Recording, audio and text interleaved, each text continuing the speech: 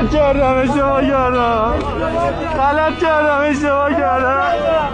اینا صدای اراذل اوباشی هست و اخلالگرانی هست که در منطقه مرتضاگرد برای مأمور زحمتکش و فداکار نیروی انتظامی قمه کشیده بود و وی را مجروح کرده بود.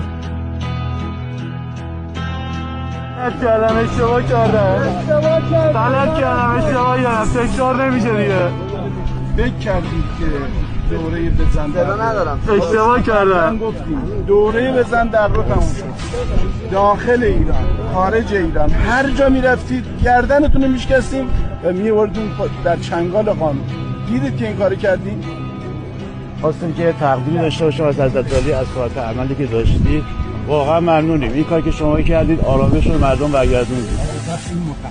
بله. ملازمی فرمایید همین بود همکار من میزنه. این همکار من رشادتی که این همکار داره واقعا ستودنیه. این همکار من به محضی که کمتر از 5 دقیقه میرسه سوار بر موتوره و اینها حمله میکنن به وسیله همین تنه، موتور رو میذاره و خودش میکشه عقب که فرصت تیراندازی داشته باشه. دلاور مردی که ساعت 1:40 بامداد برای آرامش مردم، برای امنیت و آسایش مردم به تنهایی